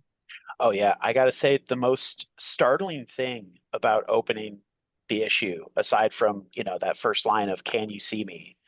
was feeling the change in texture on the page, where it's using like a newsprint, Uh-huh. Well, and instead of this is where I'm gonna like go back and we're uh-huh. gonna thank Chris Condon and Jacob Phillips Yeah. because they did this with Enfield Gang and Um, and like I don't think anybody had really done this in a while. Certainly not in anything. I mean, Santos Sisters had, but okay. but nothing anywhere near the mainstream had been done. Like somebody pointed out in a conversation that I was involved with to Condon that like Brubaker and Phillips copied them for their giant sized criminal that they did recently when they did it on the newsprint. And Chris was humble enough to say, I didn't say that. But thank you, and I do. I give them a lot of credit. It had been a long time since we saw Yeah. the newsprint comics, So was and all of Enfield Gang like that, or do they just all like, of and not only is all of Enfield Gang like that, the uh-huh. Enfield trade Oh, is like that. exciting. You know, it's You it's know, a, it's it's a heavier duty newsprint than like old comics, but it's still yeah, very much newsprint with the same kind of color bleed and yeah. whatnot. I think I like it. It took me a bit to settle on this, but I do think I like this more than the gloss. Just because of that softness of the texture, Mhm. being able to like look and see some of the dotting of the coloring. Um, it's, I mean, like part of why I love reading the actual physical single issue comics and physical comics over digital all the time is because it has that like visceral experience to it. And in this one as well, there was so much gutter, so much white space Mhm. that at virtually every page turn there were, so sort of the light boxing effects of seeing the light shine through the page to see a bit of the next page as you turn, like a little preview Yep. hidden message. Yep. Well, So many cool things going I'm going on. to toss in really quickly though that like as much as I agree with everything you just said, Uh-huh. I declared it my front runner for the single issue of the year when I Uh-huh. only read it digitally. Wow. Yeah. That's a great point too. That oh, that's a fun way to look at it in that the Yeah. digital version is like a preview, but then the physical comic is the full Well, and experience. and I like and I know it's never your intent, but I never ever want anybody to think that they're not part of the club if Oh yeah. one I mean, circumstance or another makes it so they're more, which is why I think it's also worth like really bringing out this book, yes. even if you're a digital reader, if you can put your hands on this issue Hmm. physically, it's worth having in your collection. Oh yeah. um I think for a lot of books the difference is not nearly as Agreed. pronounced. Absolutely agreed. That I mean, I still read a good amount digitally. And there are books that I still enjoy digitally, but I have absolutely been. It actually started back in college where I saw an article pointing out that the colors on Hellboy from Hell were richer in the digital edition than printed. And I thought at first, like, no way, that can't be true. But it is, and it's Yeah, due to the Hmm. nature of you're reading digital something on a versus print. backlit Right, screen. It's always right. going to be richer. Um, Here is like we've talked about this a number of times. So Tyler, I know has heard this from me. I think Yeah, I'm sure. um yeah, you don't even know what I'm going to say, but he certainly No, has heard it, and that's no. just because I have scripts. Um autistic um like well those of us who understand comics really well know how important every job is, etc. I think the reason why there winds up being a hierarchy is based on the ability to make or break a comic. You know, writers have the absolute most control over making or breaking a comic. Bad writing can very rarely be saved. yeah, Good writing can often overcome almost everything else. yeah, Right after that is whoever's doing the page layouts. So we'll call them the penciler, the layout, whatever, you know, closely followed by whoever's finishing the pages. Because if anything's going to save a comic, it's going to be the art. Um, and the art can absolutely break a comic. yeah, Yep. Um, After that, it's the colorist. The colorist, I think, in very, very, very rare cases, can a colorist make a comic that you weren't going to love already. It can make it better, It can take a book that you like and turn it into a book that you love. Mhm. And I think it has more power to go the other way. It can take Yeah. a book that you would have loved and turn it into a book that you like, or a book that you like and turn it into a book that you can't read. Yeah. And unfortunately, at that point, often the blame won't wind up going on the colorist. Yeah. Letterers is even less so. It's funny because Though I actually think that letterers have way more ability to affect how much you like a book than anybody gives them credit for, yes, even though it's nearly impossible for them to make you dislike a book. it's odd because I I can't think of a specific example, but I'm getting to that point where bad lettering bothers me. Oh, You know? it bothers me too, but for the most part, the only lettering I view as bad lettering Uh-huh. is unreadable lettering. Yeah, I mean, there's certain font choices that look lifeless, you Oh know? no, absolutely. I think of that as like meh lettering. Yeah. It admittedly this was from a traditional publisher that was doing a graphic novel, so I was like, "Oh, you didn't get a comic Yeah, letterer to do this. yeah, You just you got a failed. graphic Right, designer to do this." right, right. Like I notice it, but it's not a make or break. And I say all of this because that to me is where digital versus physical comes in. Oh yeah. There is Yeah, I can see no that. book that you're going to love digitally and get the physical and you're going to hate it. There's True. no True. book that you're going to love physically and you're going to look at it digitally and decide, "Oh, this is crap." Yeah. Yeah. Yeah. It's The it's experience is different. The way the experience between seeing a movie in a giant megaplex versus on your phone is different. yeah. Yeah. You know, um, it's the delivery mechanism, not the medium. And while Right. it's not without import, and I absolutely appreciate the people who consider it while they're creating, as clearly Camp and Zawitsky and their team did with this book.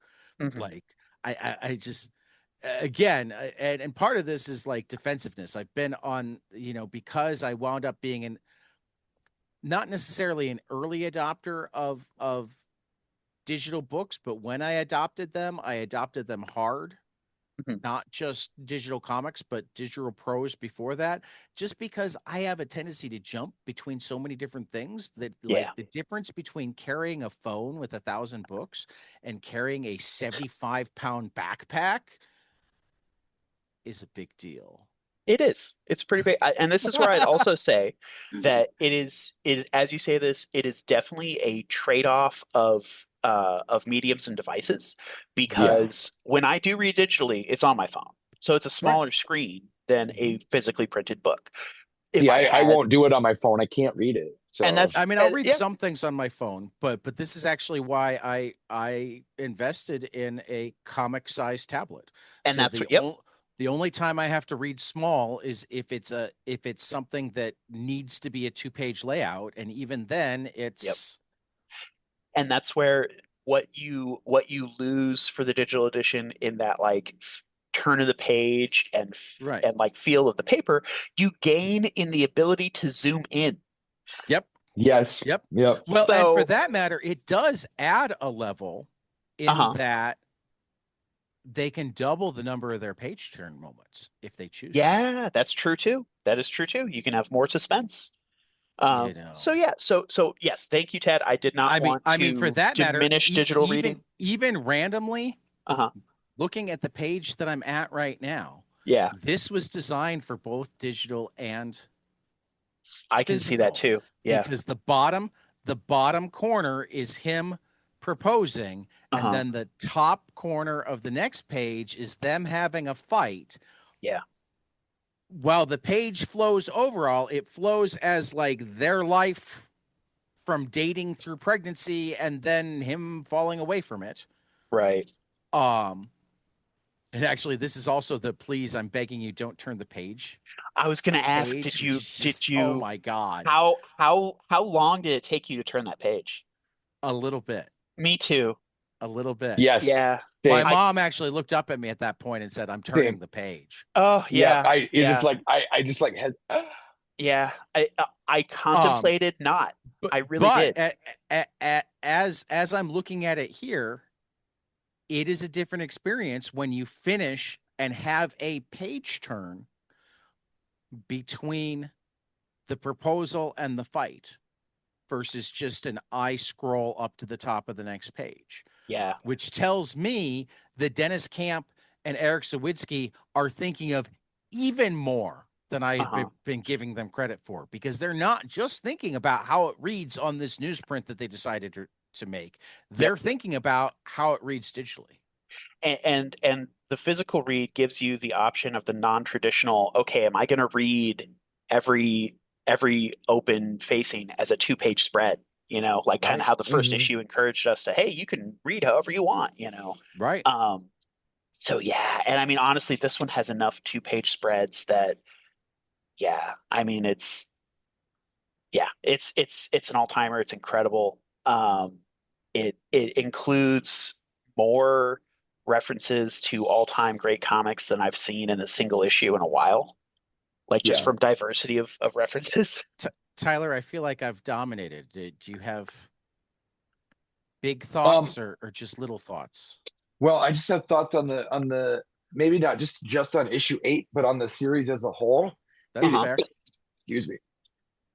It is. I'm not talking because my voice hurts, but Mm. Okay. um um it, it's incredible. I love time travel. I love uh all of this stuff, right? When you see a caveman with a medieval knight, you're like, Uh-huh. holy crap, that's weird. But then Yep. it works. It's awesome. Um, to me, issue 8 is the best issue of the series so far, but at the same time, I've enjoyed it Oh thoroughly yeah, throughout. no, absolutely agree that The there cover is amazing. I love the hasn't character yet in been the a gutter. bad issue Yeah, of correct. Yeah. assorted crisis events. No, I'm not. I'm keeping I'm quiet gonna. because I don't feel well, but That's fair.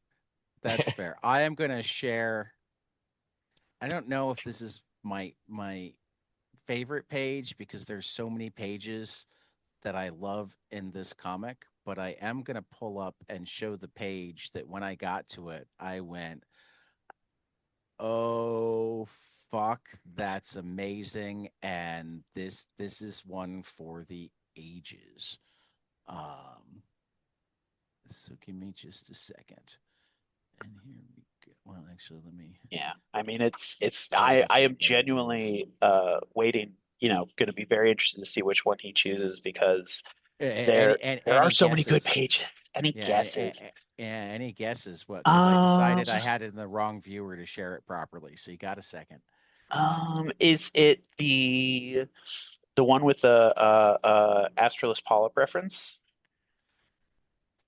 Tell me which one you think is the Asterios polyp reference, because I thought the coloring in general throughout a lot of it was an Asterios polyp reference. I mean yeah. specifically the one that I guess I can show it to you. Just this one.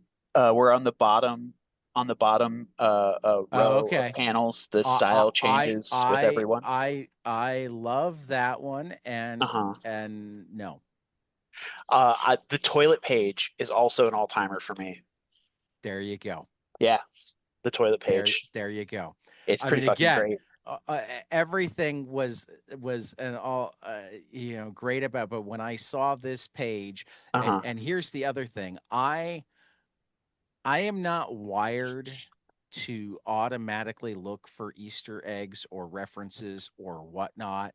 Uh-huh. So at my first glance, I looked at this and just thought it was a bunch of people on the toilet.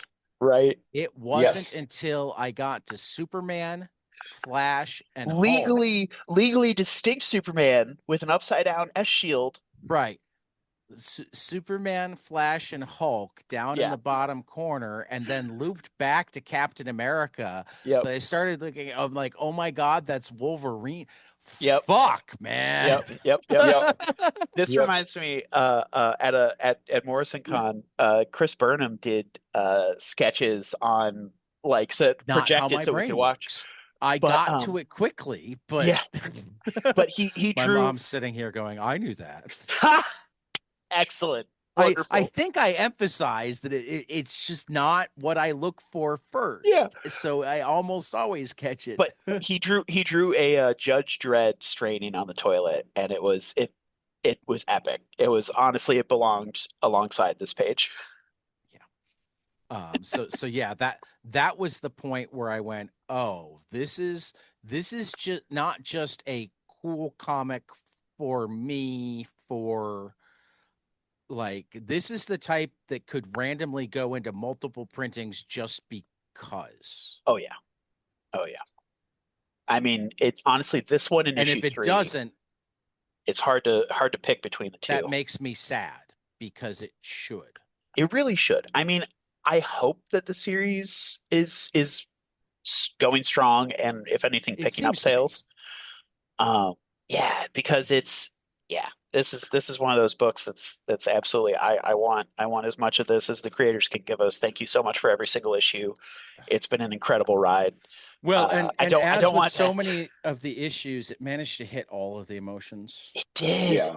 Oh, the watching I gotta say the Zawitsky who's already been just Yeah. one of those talents that I'm like, how is this the first book of yours that I'm reading, and how are you this fucking good with this being the first book of yours that I'm reading, and Yeah.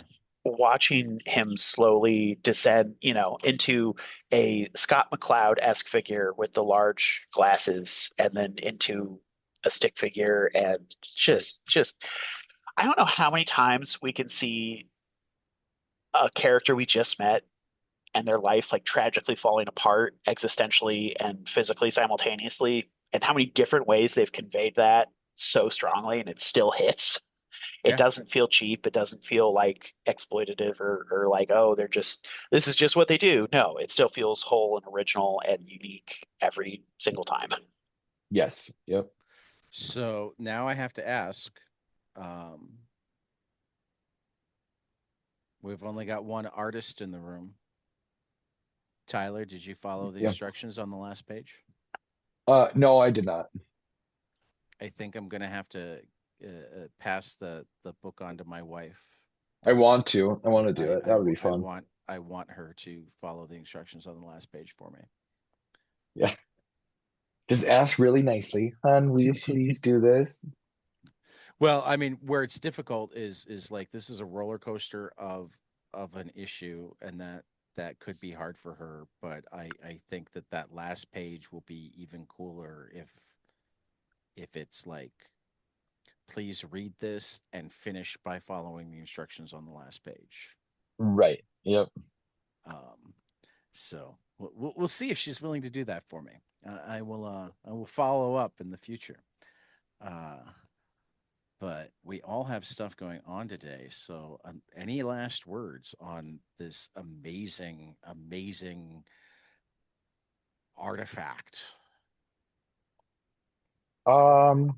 No, just keep reading it. Trade paperback is awesome.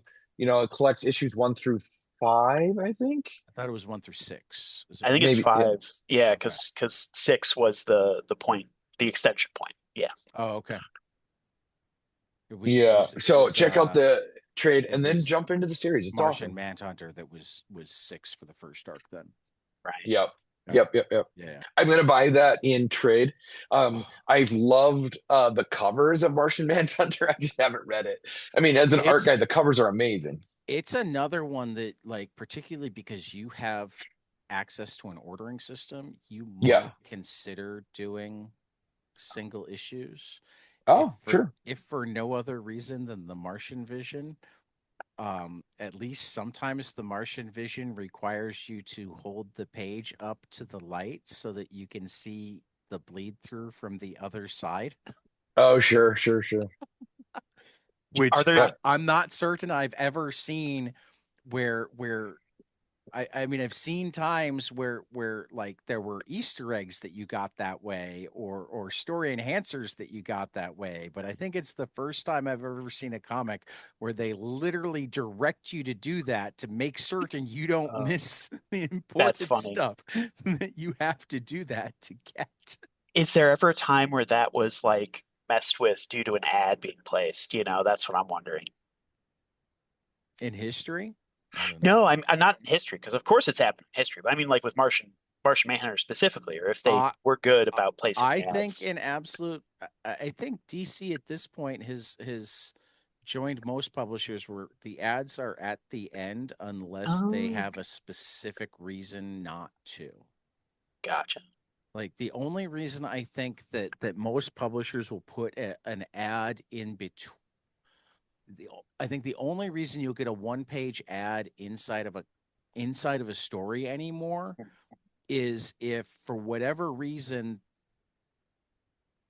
the creators can't find their way around a problem where they need the page flip to be here Yeah, and right now it's in it's the there. wrong spot. Yeah. So it's essentially, I think most of the time they only get used if they need a filler page for story purposes. Okay. See, and it's been long enough that I've read a DC or Marvel single issue that Right, yeah, I just hadn't noticed that. right, right. Like all the preview, I mean, they don't really do much in terms of like ads. It's mostly in-house ads at this point Of too. course, yeah. And it tends to be at the back of the book. So, all righty. Since we got to protect Tyler's voice because he's got to go like use it to sell shit. Yeah, not Um, today. I'm taking the day off. oh, you're not going in at all. I'm I avoiding thought you were Chris. just. I thought you were He, just able to go in I late. support the strategy, yeah. well, Chris is covering the store today. It's his, Gotcha. last day. Right, right. So I Well, am, I do recommend going in at some point within an hour of closing, just to make yeah, certain that like yeah. all the money stays. Yep, exactly. Well, we're not done. We haven't signed anything till No. Friday. Yeah. So So I really have no, I mean, we are still 50-50 partners till Friday. right, right. All So I right. mean, I really can't stop him from doing anything That's in true. the store. Right. So I just have to, give him the Yeah, benefit of yeah. the doubt. And, Yeah, yeah. he wants That today to was get, mostly a joke. yep, he wants to collect his personal stuff that's there. And, oh yeah, Right. totally Yep, cool. yep, yep, Right. yep. So So I so mean, anyway, I'm irritated, but I'm not a dick. You know what I mean? no, I know. I know. No. So anyway, books we hope or books I hope will be spectacular. I still have it as Yeah, we get like that's my we'll wishful thinking, It's the Tyler. royal we'll we. get we'll get Yeah. back to it. We'll get back to it. I I just Um gotta, also hope these books will be spectacular. yes, speaking of Absolute Martian Manhunter, yep. Absolute Martian Manhunter number 8 from Dennis Camp and Javier Rodriguez comes out this week, as does Astro Quantum number 1 from Andrea Moody and Arturo Fabra at Mad Cave. This is like a sci-fi Moby Dick, is what I've heard. I am very much looking forward to it, particularly Number with Andrea 3 on your Moody. list, Ted, is the one I'm most looking forward to. Wrestle Heist number 2 from Kyle Yes, Starks at Image it's Comics. so Wrestle funny. Heist number 1 was so great. I love Kyle, period. Yep. Yes. I might be reading it today. Image might have I hold up. So guys, right here, I have all of mine in my cute little lunar box. Nice. So yes, mine is here. oh, so yeah, you might be reading the physical copy today. Yeah, I could read it. Yeah. Yeah. I have it. I have So it in the box. It will be going home with me after I put it in my computer and whatnot, right, right. So yeah, I those are my 3 for the week. So That's Phil, awesome. They are good ones. what's your giant sized trade waiter? My Giant Size Trader Raider for this week is The Seasons, Volume 2 by Rick Remender, Paul Azaceta, Matt Lopes, and Russ Woot. I just got that copy as well because I'm like, Nice. yes, it came yesterday. Yeah. I'm like, sweet. As I Have was you Did looking you it read over. Volume 1? We read Yeah. Volume 1. It's Yep. so Yeah. good. It is really Yeah. good. I'm Yep. excited to read volume 2, Yeah. in true trade waiting fashion. I also noticed that it looks like with the I think each trade is only going to be 4 issues, like 4 seasons. And it Okay. looks like they're shifting the cycle each time. So like, I this think so. time, Yeah. the first Okay. volume, it started on spring. Volume 2 starts on summer. It looks like volume Okay. 3 is going to start on fall, And then or yeah, autumn. they just start a little bit later and then go through the Yeah. years. So I Gotcha. wonder if it's Gotcha. going to end up being like a 16 issue series, Yeah, or I if don't know. it's going to keep going. Who knows? But yeah, Yeah. I'm excited to read it. The volume 1 was great. Volume 2 is going to pick up mid action, so it All sounds right. fun. Do you Excellent. Excellent. physically own a lot of trade paperbacks and graphic novels? And Uh, how do you store them? so I am slightly feral. I think I own a lot more single issues than I do trade paperbacks and graphic novels. Sure, sure. But these days I have been picking up more things in graphic novel form, and I I have, love the hardcovers of stuff. me too. Yeah. Storage wise, it's still kind of all over the place. I have several short boxes full of unbagged and boarded issues, and a couple shelves here and there with stuff on them. But Hmm. since we're still in an apartment, there's not quite a book reading room yet that I Yeah, would love to have one Makes day. sense. Yeah. keeping up with the storage is always an issue for those of us who love Yep, comics. yep, yep. I actually, for the first time, I tried a technique that I heard you say you've done. I gave my single issues of Die away to a coworker who will hopefully become a friend. All right. Because I have the hardcover of that, so I might start Okay. doing that a little more for books that I have I hardcovers of. I'm more I've done that some. I more commonly give the original trade away when I buy the hardcover. Yeah, yeah. Giving up the singles is hard. It is I've this one. done it. Yeah, I've done it, but I was it's okay. I was okay with it for Die because I knew the back matter was in the right, hardcover. You right, know, there might be, minus maybe 1 or 2 essays from right, Gillen, but I've right, I read them all. So yeah, right. yeah, S- yeah. All right, Tyler. All right, guys, this has been awesome. We appreciate you guys listening. I was on my phone. So when you said Tyler, I assumed that meant let's wrap it up. So I'm like, Yep. that's been awesome. Tad, what episode number is this? Did we say? This is episode number 220, and I should remember to 220. say subscribe, rate, and review. Mm-hmm. Give us money at Give patreon.com us money. slash 22 panels. Yep. One of these days we'll set up a Ko-Fi account. I'm all for giving us money. And go to the well, no, that I mean, yeah, go to the Nexus Vault in Modern Age, but I realize I'm going to be dropping in the ad for that after In 2 seconds. part Yep. here anyway. So Yep. yeah. All right, guys, we will catch you after the next page. See ya.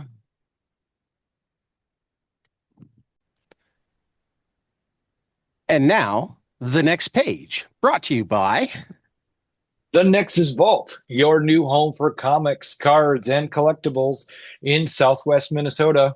Located at 109 East Main Street in Laverne, the Nexus Vault is where longtime fans and new readers alike can dive into comics, trading cards, toys, and all things geek culture. Whether you're chasing key issues, building a deck, or just looking for a place that gets fandom, the Nexus Vault has you covered. You can reach the shop at 507-858-8914. You can email us at the Nexus Vault Laverne. That's the Nexus Vault, LUVERNE at gmail.com. Or you can check us out online at thenexusvault.com. and also Modern Age Comics, Yeah, 2214 East Algonquin Road, Algonquin, Illinois, 60102. The new shop of Psycho Comicology. Come and pick up your comics, pick up your geek stuff. Just talk comics. I might be there. Who knows? Reach the store at 847-409-6295 or check out modernagereader.com. There we go. And now the next page. New to order this month. Initial orders will be due on February 26th. Starting with new comic First up series. is Take it away, Phil. Action 50th Anniversary Special by Garth Ennis, Steve White, Rob Williams, Patrick Goddard, John Higgins, Staz Johnson, Mike Dory from Rebellion. Final order cutoff March 2nd. In stores May 13th. Bizarro Year None #1 from Kevin Smith, Eric Carrasco, Nick Pitara at DC. Final order cutoff is March 9th. In stores April 1st. Brownfield Action Family #1 by Ted May, Revival House Uncivilized. Final order cutoff March 23rd. In stores April 22nd. Calexit, Say Goodbye to Hollywood #1, Matteo Pizzolo, C. Granda at Black Mask. Final order cutoff is March 30th. In stores April 29th. Corpse Night #1 by Michael Chaves, Matthew Roberts, Rico Renzi at Image. Final order cutoff March 23rd. In stores April 22nd. Did you hear about Mimi Green? #1 from Connor Goldsmith, Josh Cornelian at Dark Horse Comics. Final order cutoff is April 20th. In stores on May 27th. Estuary, A Ghost Story #1 by Tim Daniel and D.B. Andry, Man House, Oni Press. Final order cutoff March 16th. In stores April 8th. Everyone Loves a Jewel Thief #1 from Tim Seeley and Aaron Campbell at Ignition Press. Final order cutoff is March 2nd. In stores on April 8th. Extraction Beginnings #1 by Andy Parks, Ronan Cliquette at Ignition Press. Final order cutoff February 23rd. In stores April 1st. From Parts Unknown #1 from Adriano Aragonello and Daniel Caval and JP Jordan at Pesto Comics. Final order cutoff March 30th. In stores on April 29th. Godzilla's Monsterpiece Theater presents Romeo and Juliet and Godzilla by Adam Tierney, Scott Peacock, Tom Skildy at IDW. Final order cutoff March 2nd. In stores April 8th. And sorry, Sean, that was Sean Peacock, not Scott. The Hab #1 from Joshua Dysart, David Lapham, Bill Sienkiewicz, Jacob Phillips at Bad Idea. Final order cutoff March 9th. In stores on April 8th. Hidden Springs #1 by Rob Williams, Nil Vendrell at Dark Horse. Final order cutoff April 6th. In stores May 13th. In Your Skin #1 from Aditya Bidikar and Sam at Image Comics. Final order cutoff is March 30th. In stores April 22nd. Kilroy Is Here one-shot from Joe Pruitt, Dalibor Taljic at Image Comics. Final order cutoff is missing, probably order cutoff March 9th, and in stores April 1st. The Oddballs Odyssey #1 from Tony Millionaire at Bad Idea. Final order cutoff March 9th. In stores April 8th. The Pear Shape, Nick Thorben at Fantagraphics Underground. Final order cutoff March 2nd. In stores April 8th. Planet Atmos Exordium #1 from DR Bushnell and Rob McEvedy and Andrea Cucci at Mad Cave Comics. Final order cutoff is March 30th. In stores April 22nd. Create Machine #1 by Ryan O'Nam, Tim Seeley, Paolo Armitano at Mad Cave. Final order cutoff March 16th. In stores April 8th. Red Roots #1 from Lorenzo De Felici at Image Comics. Final order cutoff March 30th. In stores April 22nd. Royals #1 from Derek Kirk Kim and Jacob Perez at Image. Final order cutoff March 9th. In stores April 1st. Strength and Ash #1 from Evan K. Pazios, Stefano Cardacelli, Francesco Perillo at Keen Spot on a final order cutoff of March 9th and in stores on April 22nd. Something Out of a Time Machine, Swamp Thing 1989 #1, number 88 from Rick Veitch, Michael Zulli, Vince Locke at DC. Final order cutoff April 6th. In stores April 29th. And some graphic novels. Take it away, Phil. Apple Guy and Beefwood by Cedar Van Tassel from Drummond Quarterly. Final order cutoff March 30th. In stores May 27th. Chernobyl, Life and Other Disasters from Yevgenia Neighborg at Neil Porter Books. Final order cutoff is March 16th. In stores April 14th. How I Make Comics by Kim Deitch at Fantagraphics. Final order cutoff March 2nd, in stores April 8th. How to Survive the End of the World, a graphic expression of how to maybe avoid extinction from Katie Doty at MIT Press. Final order cutoff March 2nd, in stores March 31st. I Didn't Ask for This by Jeannie Wood and Josh Cornelian at Mad Cave Maverick. Final order cutoff March 23rd, in stores April 15th. That's a good friend of mine, Jenny Wood. Hopefully, we'll have her back soon. Magnificent African Adventure: The Perils of Giuseppe Bergman by Milo Manara at Fantagraphics. Final order cutoff is March 23rd, in stores on April 29th. Mary Payne by Lola Laurent at Drawn and Quarterly. Final order cutoff March 9th, in stores May 6th. Narrow Rooms from Choi Sungmin at Drawn and Quarterly. Final order cutoff is March 23rd, in stores May 20th. Opioids and Organs, Arizona O'Neill, Drawn and Quarterly. Final order cutoff March 16th, in stores May 20th. Outline, Michelle Fischels at Oni Press. Final order cutoff July 27th, in stores on August 19th. Bunkenheads by Dave Baker and Nicole Gu at Top Shelf. Final order cutoff March 2nd, in stores April 7th. Reincarnation Stories from Kim Deitch at Fantagraphics. Final order cutoff is March 23rd, in stores April 29th. Sovietland by Pierre-Henry Gaumont at Abrams. Final order cutoff March 16th, in stores April 29th. Was That Normal by Alex Potts at Avery Hill. Final order cutoff is March 9th, in stores April 1st. Young Shadow and the Watchdogs by Ben Sears at Fantagraphics. Final order cutoff March 16th, in stores April 22nd. And some collections, Phil. First up, there's Batman and Volume 1, Daylight by Matt Fraction and Jimenez at DC. Final order cutoff March 9th, in stores June 2nd. Cheetah and Cheshire Rob the Justice League from Greg Rucka and Nicola Scott. From DC Comics. Final order cutoff is March 9th, and in stores May 19th. The Complete 2000 AD by Alan Moore, Dave Gibbons, Alan Davis, Ian Gibson, John Higgins over at Rebellion. Final order cutoff March 2nd, in stores April 8th. I neglected to put it there. That's The Complete 2000 AD by Alan Moore, Volume 1. There will be Volume more. 1. Yeah. More. The Complete Charles Dana Gibson, A Widow and Her Friends from Charles Dana Gibson at Living the Line. Final order cutoff is March 9th, in stores April 8th.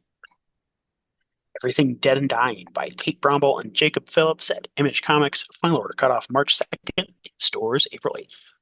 FML from Kelly Sue DeConnick and David Lopez at Dark Horse Comics. Final order cutoff is March 30th, in stores on September 15th.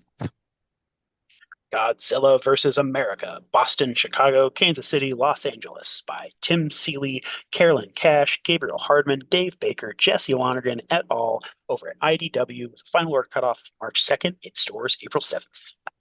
Gunpowder Profits from Justin Jordan and Patrick Piazzalunga at Mad Cave. Final order cutoff is March 16th, in stores April 8th. The Guy in the Chair by Hannah Rose May, Utkarsh Ambudkar, Guillermo Sana, Deirbla Kelly over at Dark Horse. Final order cutoff March 9th, in stores June. Mobius Library, The Depressed Hunter from Mobius at Dark Horse. Final order cutoff is March 9th, and in stores June 9th. Red Book Volume 1 by James Tynan IV and Michael Avon Oving, Dark Horse. Final order cutoff March 9th, in stores June 30th. Space Scouts by Matt Kint, David Rubin at Dark Horse. Final order cutoff is March 9th, in stores June 9th. Temporal by Stephanie Williams, Isaiah Fulmore at Mad Cave. Final order cutoff March 16th, in stores April 8th. And Uncle Scrooge, The Lost Beneath the Sea, the complete Carl Barks Disney Library number 30 by Carl Barks at Fantagraphics. Final order cutoff of March 16th, and in stores on April 28th.